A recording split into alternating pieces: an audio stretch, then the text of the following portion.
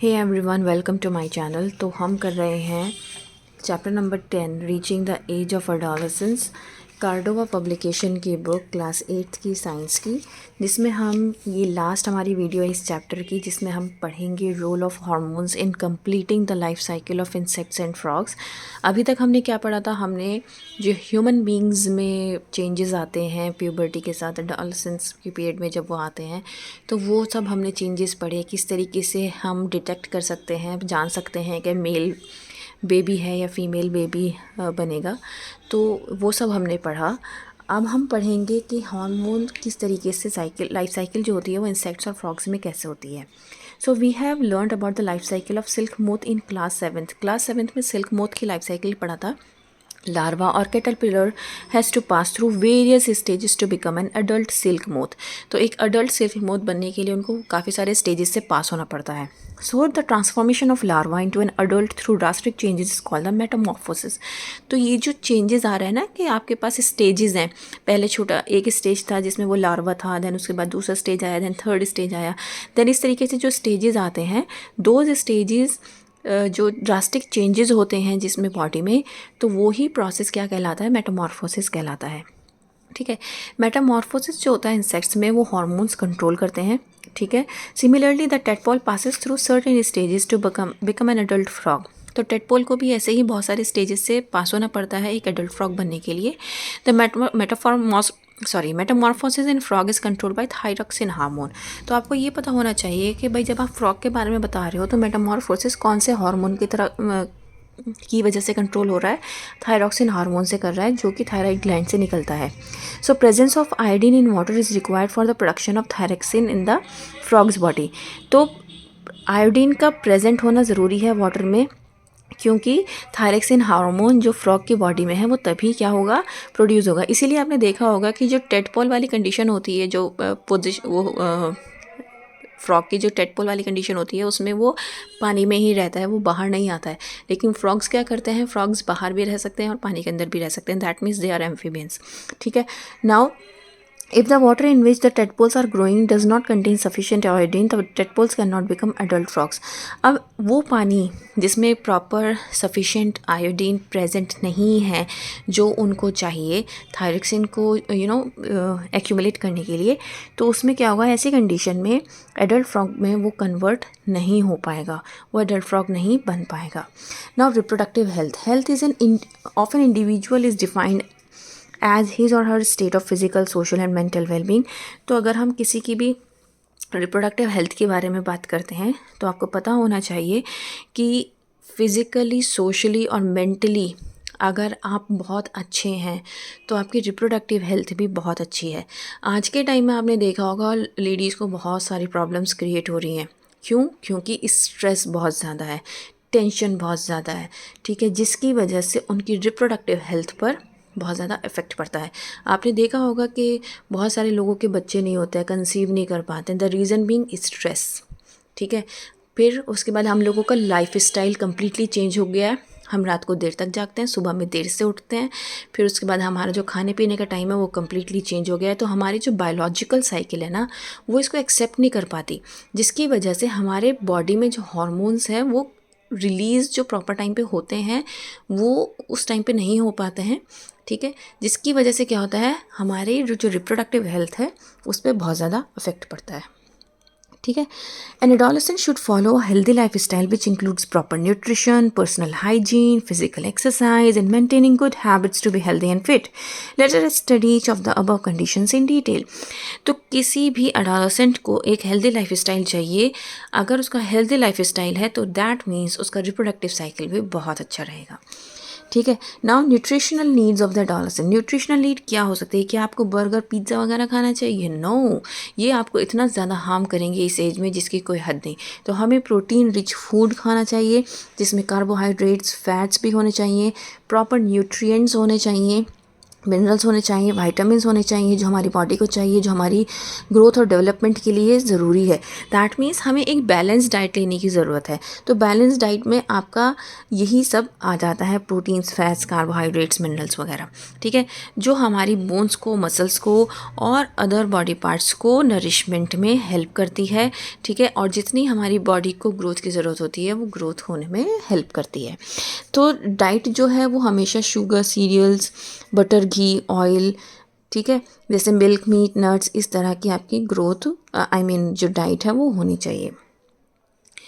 हमें फ्रूट्स और वेजिटेबल्स बहुत खाने चाहिए जो कि आज के टाइम में यूथ नहीं खाते हैं। Indian meal which consist of chapati, rice, dal and vegetable is a balanced meal. जो इंडियन मील है, चपाती, राइस, दाल और वेजिटेबल, ये एक बैलेंस्ड मील है।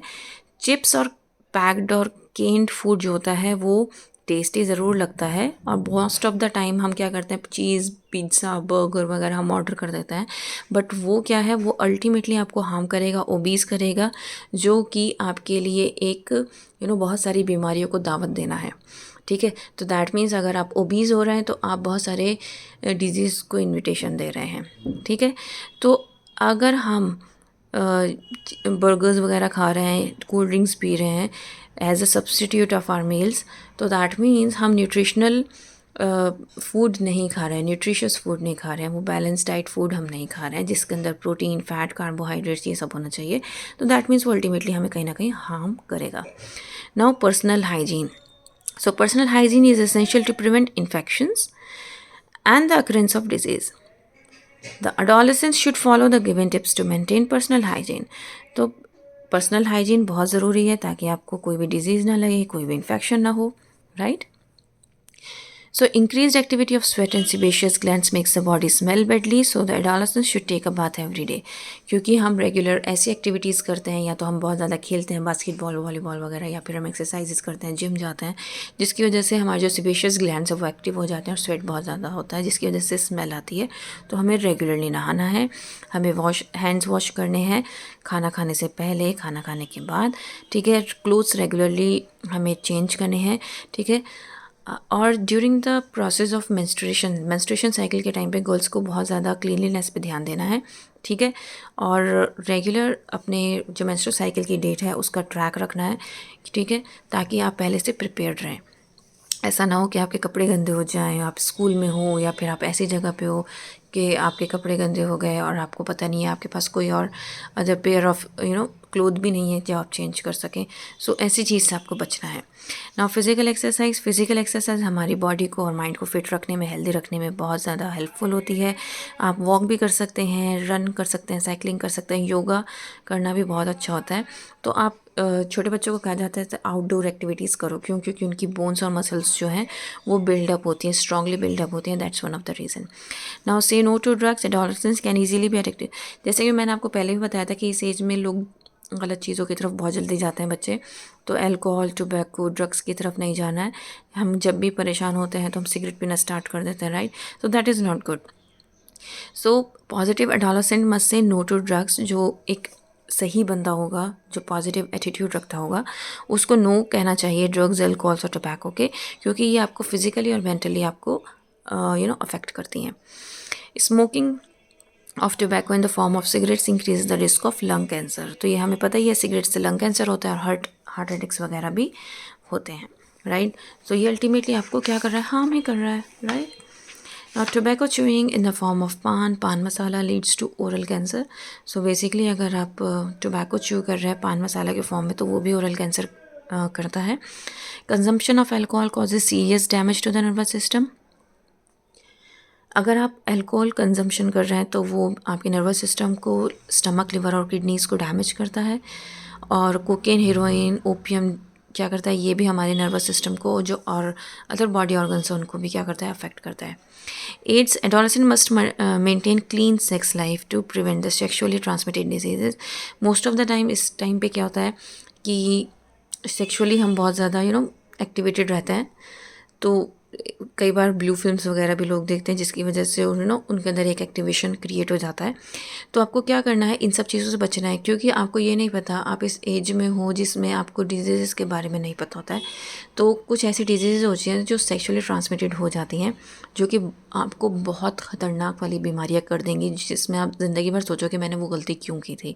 जैसे कि इसमें एक एड्स है, जो कि बहुत ही इंपॉर्टेंट है आज के टाइम में। That means acquired immuno deficiency disease, जो कि most of the time sexually transmitted disease से ही होती है। आपको पता नहीं होता आप जिसके साथ सेक्स कर रहे हो सामने वाले को ये डिजीज़ है या नहीं, और आप जाने अनजाने में उस डिज़ीज़ को अपने अंदर ले लेते हो।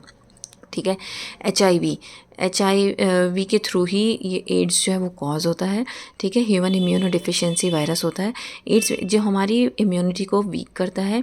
ठीक है। और हम ईज़िली दूसरे इन्फेक्शंस तो कैरी कर पाते हैं। तो इसीलिए एड्स क्या है, बहुत ख़तरनाक बीमारी है। Through the transfusion of blood from the person infected with genetic.